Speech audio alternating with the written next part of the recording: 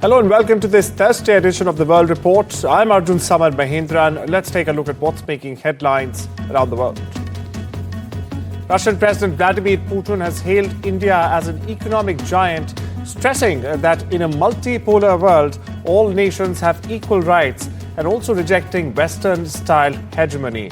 Speaking after the recently concluded SCO summit in Beijing, where he also, in fact, met Xi Jinping and our Prime Minister Modi, Putin said BRICS never discussed domination despite including India and China, the Asian giants, the dragon and the elephant. Now, his remarks come amid India's trade dispute with Washington after Donald Trump imposed a 50% tariff on Indian goods, citing Russian crude imports. Now, while Trump dismisses India's economy as dead, it posted a robust 7.8% growth just in April to June. Meanwhile, listen in to the Russian president's full remarks. Everyone has equal rights in this multipolar world. And from international law point of view, everyone must have equal rights, must be in the similar position. Yes, there are economic giants like India or China, and actually our country is among top 4 biggest economies if we speak about the purchasing power parity. These are the current realities. That's not something that we would like to have. That's what international organizations calculate, but it doesn't mean that anyone should dominate over the politics or over global security.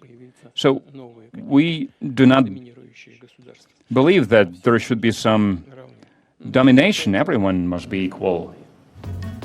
After North Korean leader Kim Jong-un's talks with Russian President Vladimir Putin wrapped up in Beijing, North Korean aides rushed in to wipe his seat. That's correct. Now, footage that surfaced on Telegram shows Kim's staff scrubbing down every surface as the leader had in fact touched. The chair's backrest was polished, its armrest wiped, and even the side table was cleaned, as you see there on your screens right now. In fact, his drinking glass was also taken away on a tray. This report brings you more viral moments from this Xi-Putin meet.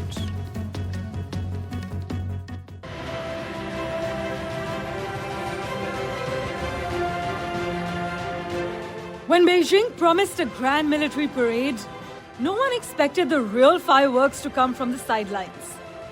After his meeting with Vladimir Putin, North Korea's Kim Jong-un was trailed by aides performing what looked like a meticulous cleanup. Cameras caught staff wiping his chair, whisking away his glass, and sanitizing the table, reportedly to prevent any trace of his DNA being left behind.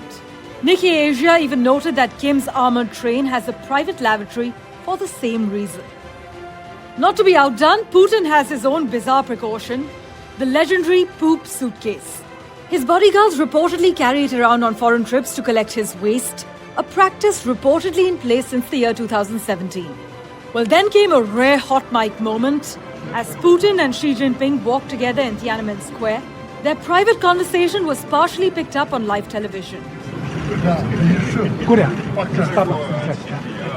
They were heard discussing biotechnology, organ transplants, and even the possibility of humans dramatically extending their lifespans. Xi remarked that people might live to 150 this century, while Putin later confirmed he had raised the topic of longevity research. All this while 50,000 spectators watched China's biggest ever parade. Tanks, drones, nuclear-capable missiles, stealth jets, and a front row of authoritarian A-listers. Belarus's Lukashenko, Iran's Pezeshkian, Myanmar's Min Aung Hlaing, and of course Kim Jong-un, still smiling, maybe because his DNA was safe. So in the theater of power politics, China has showed off its Great Wall of Steel, but it seems it was the sidelines that stole the show. From poop briefcases to dictator dreams of immortality. Parmeshwar Bava with Rhythm Arcadia for NDTV World. Over in Washington, President Donald Trump has asked the U.S. Supreme Court to overturn a lower court decision that found many of his sweeping tariffs were illegal. Now, in a petition filed late Wednesday, the administration asked the justices to quickly intervene to rule that the president has the power to impose such import taxes on foreign nations. A divided U.S. Court of Appeals for the Federal Circuit last week ruled 7-4 that the tariffs Trump brought in through an Emergency Economic Power Act did not fall within the president's mandate and his purview, and also that the setting levies were a core congressional power. A U.S. judge has ordered the Trump administration to overturn deep funding cuts to Harvard University that froze more than $2 billion over allegations of anti-Semitism and bias at the Ivy League institution. Now, the administration insisted its move was legally justified, but here's how students are reacting. We get to more. Honestly, that makes me very relieved because I have big research goals. I know other people here also have research goals. They want to have their projects funded. They want to have their own startups. And these are really cool ideas that I think need to be supported. And because we obviously have this funding, these dreams and passions are going to come true that otherwise wouldn't have. A growing chorus of right-wing American influencers is now targeting India with sharp rhetoric. Viewers from Donald Trump's ally Charlie Kirk claiming Indians are displacing U.S. workers, to Fox host Laura Ingraham mocking Prime Minister Narendra Modi, to demands for 100% tariffs on Indian outsourcing. These influencer-driven attacks are loud and factually flawed. Indian American leaders and analysts have both hit back, calling this rhetoric racist, misleading, and of course a sign of double standards, especially as the Trump administration favors Chinese students while penalizing Indians with record tariff. My colleague Ridhima Kedia brings you the report.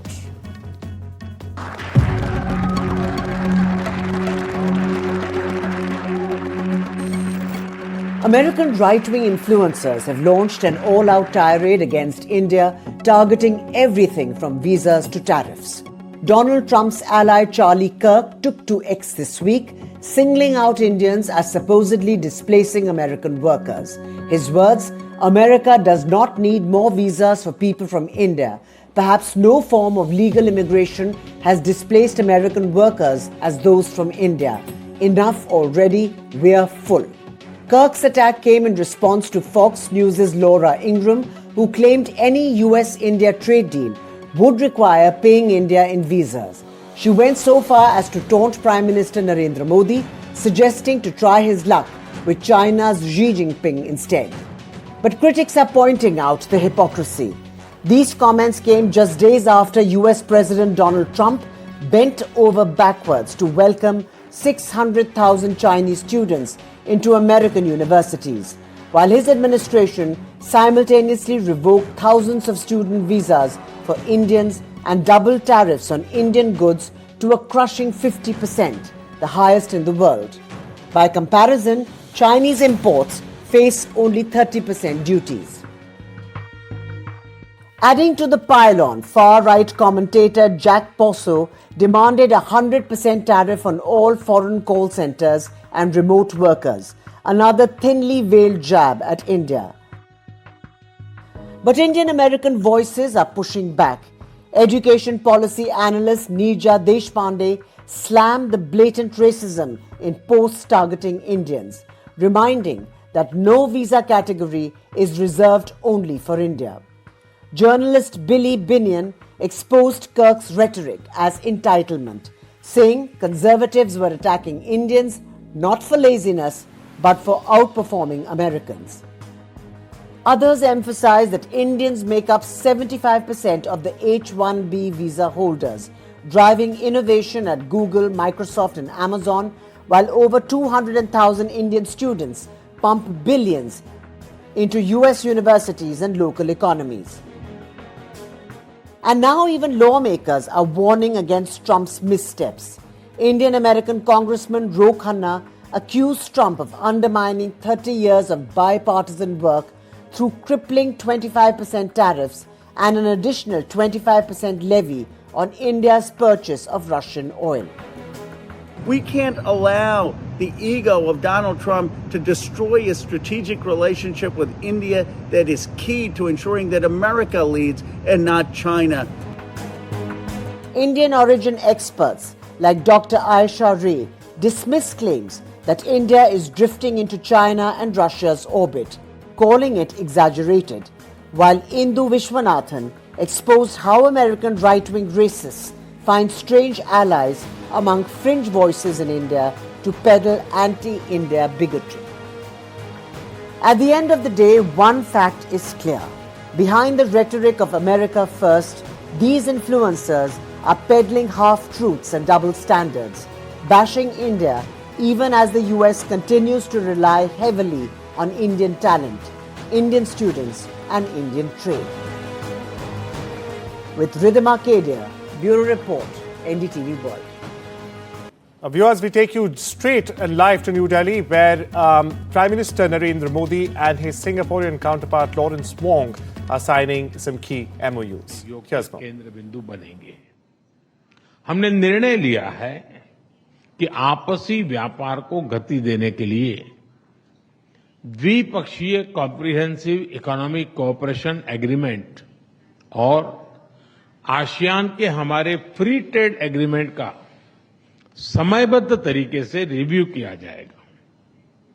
Bharat और Singapore के रिश्तों में हमारे राज्य भी अहम हिस्सेदार होंगे। जनवरी में जब राष्ट्रपति थर्मन भारत यात्रा पर आए थे तो वे ओडिशा भी गए थे। पिछले एक साल में ओडिशा, तेलंगाना, आसाम और आंध्र प्रदेश के मुख्यमंत्री सिंगापुर जा चुके हैं।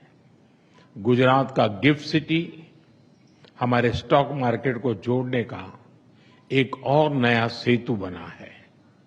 फ्रेंड, पिछले साल हुए सेमीकंडक्टर इकोसिस्टम पार्टनरशिप समझौते ने रिसर्च और डेवलपमेंट को भी नई दिशा दी है। सेमिकॉन इंडिया कॉन्फ्रेंस में सिंगापुर की कंपनियों उनका बढ़ चढ़ करके हिस्सा लेना ये अपने आप में बहुत बड़ी बात थी। चेन्नई में सिंगापुर का एक national centre of excellence for skilling स्थापित करने में सहयोग देगा। यह सेंटर एडवांस मैन्युफैक्चरिंग के क्षेत्र में स्किल्ड मैन पावर तैयार करेगा। फ्रेंड्स, टेक्नोलॉजी और इनोवेशन हमारी साझेदारी के मजबूत स्तंभ है। हमने तय किया है कि एआई, क्वांटम और अन्य डिजिटल टेक्नोलॉजीज में सहयोग को बढ़ाया जाएगा। आज स्पेस सेक्टर में हुए समझौते से अंतरिक्ष विज्ञान क्षेत्र सहयोग में एक नया अध्याय जुड़ रहा है। हमने निर्णय लिया है कि हमारे युवाओं को उनके टैलेंट को जोड़ने के लिए इस साल के अंत में इंडिया सिंगापुर हैकाथॉन का अगला राउंड किया जाएगा।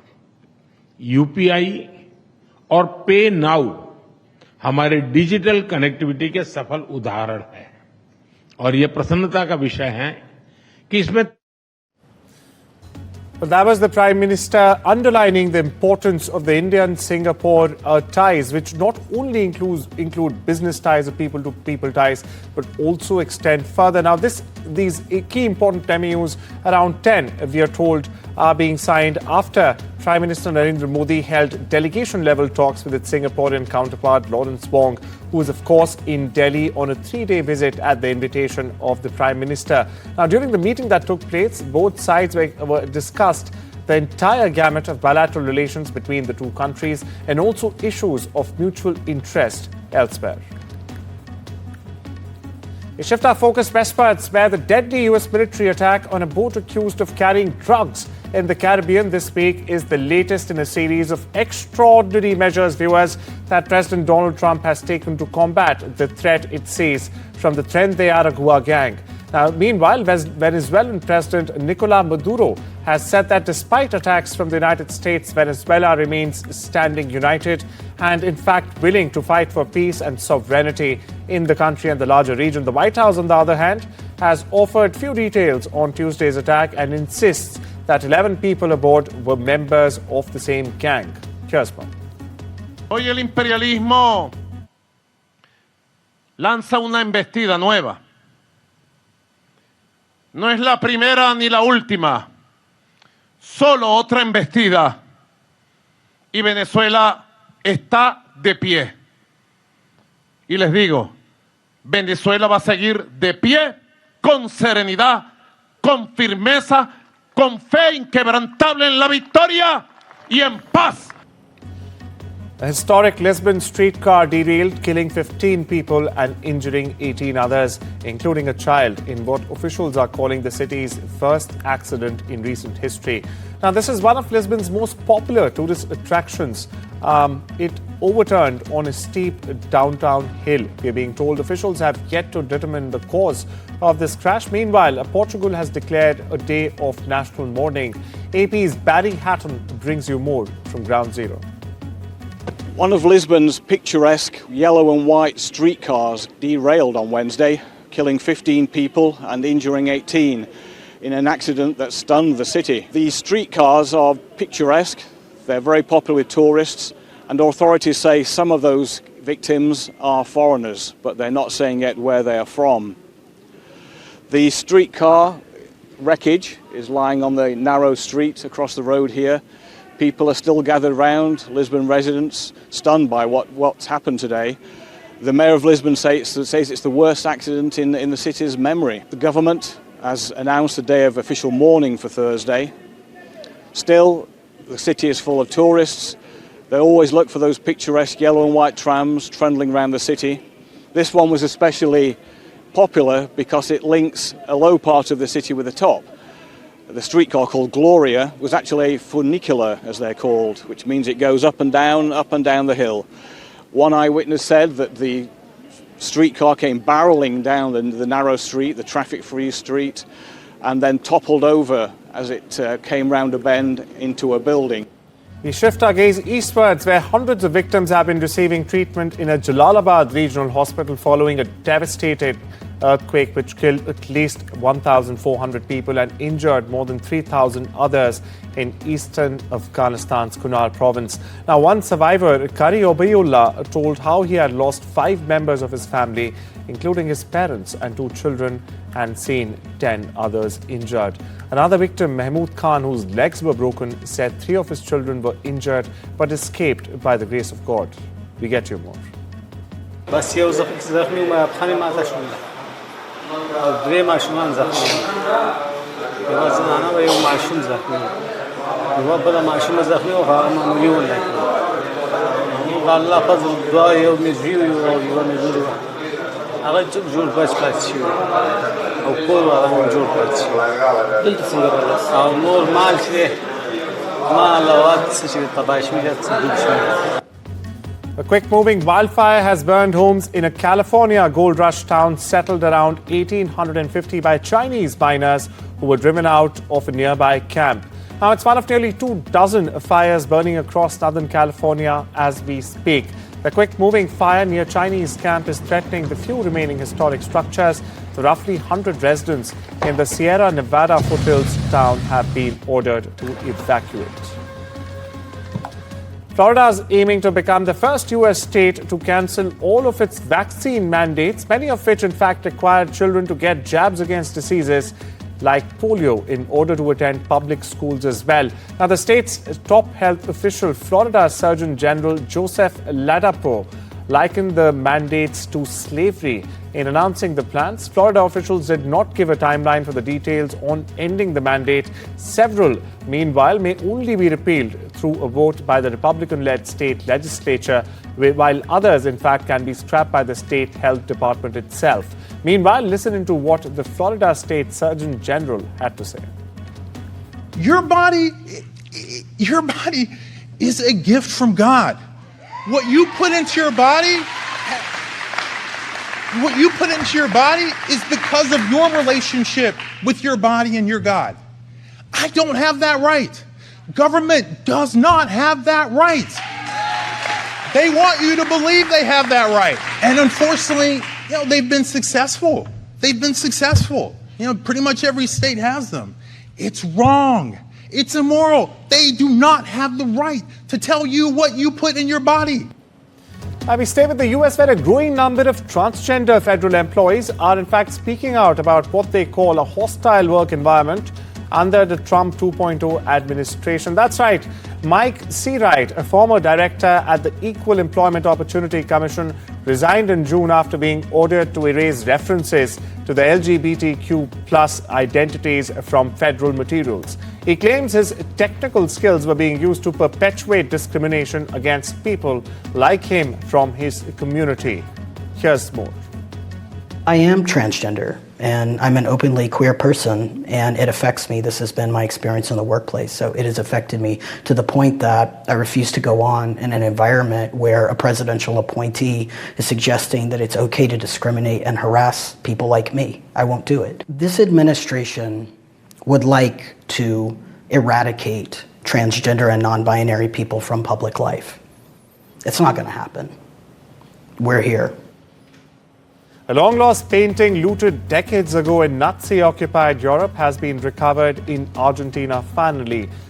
Portrait of a lady by Italian master Giuseppe Santi has been missing for 80 years, or had been missing for 80 years now, before it was spotted last month on an estate agent's website, where in fact a photo showed it hanging in a house that had belonged to the daughter of a Nazi fugitive. Prosecutors say the artwork has now been returned.